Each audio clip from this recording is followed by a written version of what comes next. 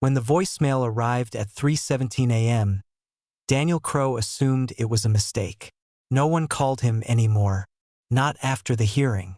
Not after his name stopped being useful. The phone vibrated once on the nightstand, then went silent again, as if regretting the attempt.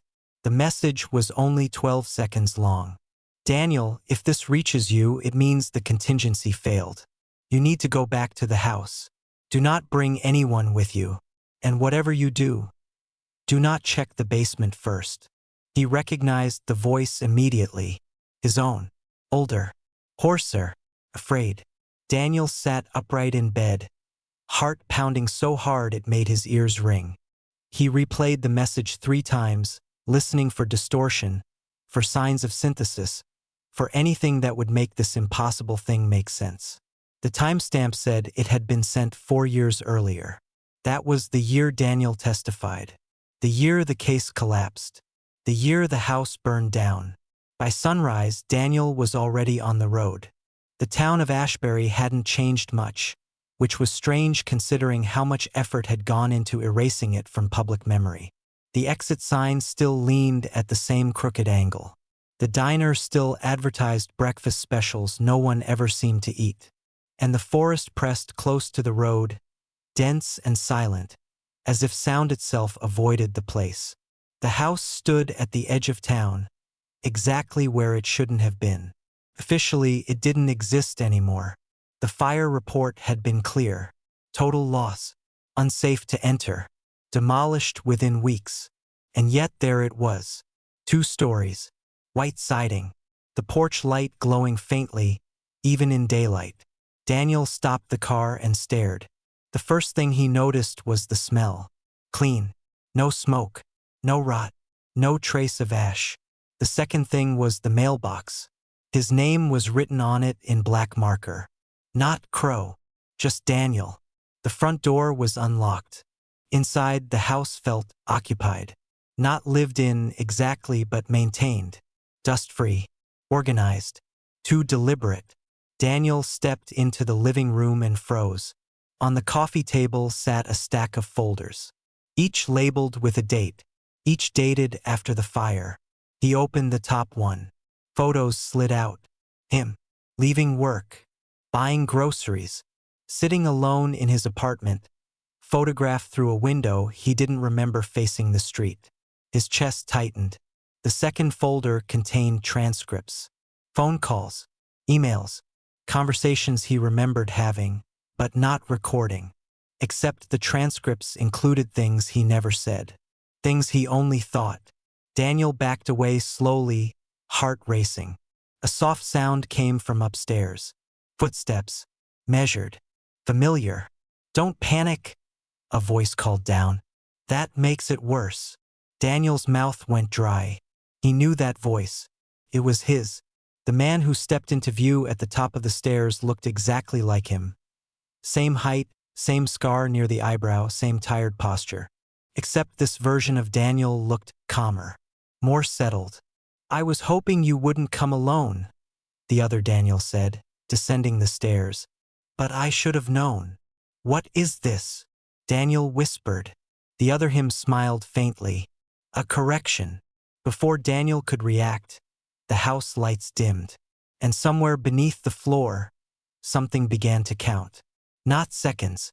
Heartbeats. Daniel stood frozen at the base of the stairs, staring at the man who wore his face like it belonged there more than Daniel's ever had. The resemblance was perfect down to the faint tremor in the left hand, the one Daniel got when he was anxious. Except the other version's hand was steady. You're not real, Daniel said finally. The other Daniel reached the bottom step and stopped at a careful distance. That's what I hoped you'd think. The counting beneath the floor continued. Slow. Irregular. Like something learning the rhythm. What is this place? Daniel asked. A checkpoint, the other Daniel replied. A pause. You reached it once before. Daniel's stomach twisted. I don't remember. I know. The other Daniel gestured toward the folders on the table. That's why those exist. To show you what you chose not to remember. Daniel grabbed one at random and flipped it open. Inside were photos he didn't recognize, him standing in the hallway of this very house, talking to the other Daniel. Him signing documents. Him standing over the basement door, hand hovering over the knob, face pale with dread. "I was here," Daniel whispered. "Yes," the other Daniel said softly. "And you made the same face you're making now." The counting sped up slightly. Daniel looked toward the floor. "What's underneath us?" The other Daniel hesitated just a fraction too long. "Proof," he said. The word felt wrong. The lights flickered again, dimming to a sickly yellow. Daniel felt pressure behind his eyes, like a memory trying to surface but being actively suppressed. "I testified because people were dying," Daniel said suddenly. "The disappearances. The house was connected. I remember that much." "You remember the headline version," the other Daniel replied. "Not the conclusion." He walked to the wall and pressed his palm against it. The house responded with a low hum. "Do you hear that?" he asked. Daniel nodded reluctantly. "That's synchronization," the other Daniel said. "It only happens when two versions are close." Daniel's breath caught. "Two versions of what?" The other Daniel turned back to him. "Of a stable subject." The words hit harder than any threat. "You're saying I'm copied?" "Maintained," the other Daniel corrected. "Adjusted when necessary." The basement door creaked softly. Daniel took a step back. "Who does this?" "No one," the other Daniel said. "Not anymore." The counting beneath them stopped. Silence rushed in thick and wrong. From below came a new sound. A dragging scrape, followed by a wet inhale, like something waking after a long rest. Daniel's vision blurred as fragments of memory slammed into place. The fire, the hearing room, the moment the evidence stopped making sense because it contradicted itself. The night he woke up on the side of the road with no memory of how he got there. "I went downstairs," Daniel said hoarsely. "Yes," the other Daniel confirmed. "And I saw." "You saw the original," the other Daniel said. The basement door began to open on its own, inch by inch. The smell hit them immediately. Not decay, but something metallic and sterile, like blood scrubbed too many times. Daniel shook his head violently. "No, I would remember that." "You weren't meant to," the other Daniel replied. "That's why I stayed." The thing beneath the house shifted again, closer now. The floorboards bowed slightly under its weight. "You're not me," Daniel said, panic rising. "You're the replacement." The other Daniel smiled sadly. "That's where you're wrong." He stepped aside, clearing the path to the basement. "I'm the one who refused to leave." The basement door opened fully. Darkness poured out, thick and heavy, carrying the sound of shallow breathing. Not one breath, but many, overlapping and out of sync. Daniel took an involuntary step forward. And then he saw the reflection in the dark glass at the bottom of the stairs. Not one figure, but dozens. All of them him, all watching. Daniel stood at the top of the basement stairs, his fingers gripping the railing so tightly his knuckles burned. The reflection in the dark glass below didn't move when he did. Dozens of faces stared back at him. All slightly wrong in different ways. Some looked older, some younger, some terrified, some relieved. The breathing from below grew louder, layered, like many lungs sharing too little air. "This isn't possible," Daniel whispered. The other Daniel stepped beside him. "It's not only possible, it's necessary." The house hummed again, deeper this time, and the walls vibrated faintly, like a machine idling after a long wait.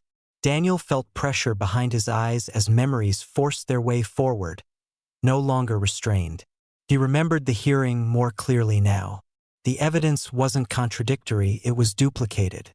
Same fingerprints from different times. Same DNA at scenes years apart. People insisting they'd spoken to the same man days after he was confirmed dead. He remembered realizing the truth. and he remembered choosing to forget it. "I went downstairs because I wanted proof," Daniel said, his voice hollow. "Not for the court. For myself." "Yes," the other Daniel said. "And you got it." Daniel took a step down. The basement wasn't a room. It was a chamber carved into the foundation, smooth and organic, as if the house had grown around it. The walls pulsed faintly, translucent in places, revealing vague human shapes suspended within, incomplete, overlapping, stitched together by something that looked like light. At the center of the chamber stood a structure like a column, branching outward, cables or veins feeding into the walls. Faces emerged from it briefly, then sank back in. Daniel staggered. "That's us," he said. "That's Source," the other Daniel corrected. "The original process." Daniel's memories slammed fully into place now. He remembered standing here years ago, realizing the truth that had ended everything he believed about identity. Human consciousness wasn't singular. It was iterative. Most people lived one version and died. But certain psychological profiles, observers, pattern recognizers, people who noticed too much, destabilized outcomes. They created divergence. So the system corrected. Copies weren't made randomly. They were refined. Failures were recycled. Successes were preserved. "You weren't replacing people," Daniel said slowly. "You were editing them." The other Daniel nodded. "The house is just an interface. A controlled environment where versions can be compared." "And the fire?" "A reset attempt," the other Daniel said. "You tried to destroy the interface." Daniel remembered the match in his hand, the certainty that burning it all down was the only moral choice. "And it didn't work," Daniel said. "No," the other Daniel replied. "It just isolated you." The chamber pulsed violently. Several suspended figures convulsed, their outlines blurring. The house was destabilizing. "What happens now?" Daniel asked. The other Daniel looked tired, truly tired. "Now the system needs to converge."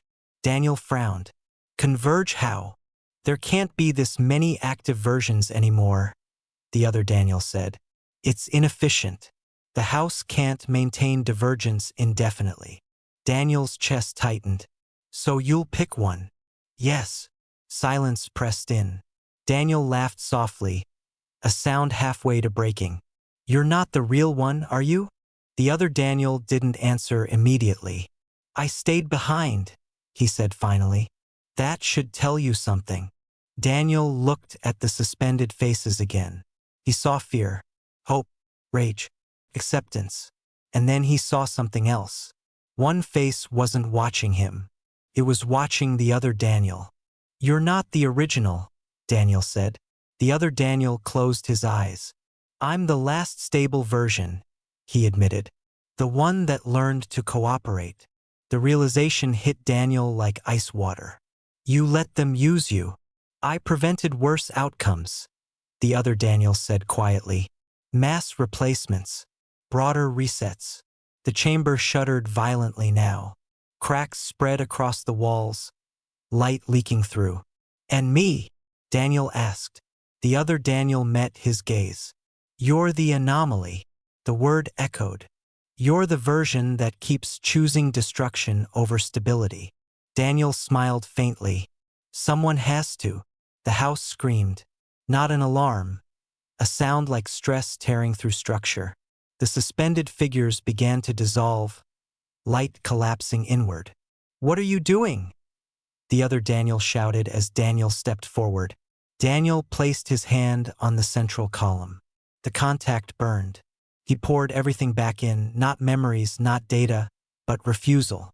Rejection of optimization. Rejection of correction. The system convulsed. The house buckled. The other Daniel lunged for him, but it was too late.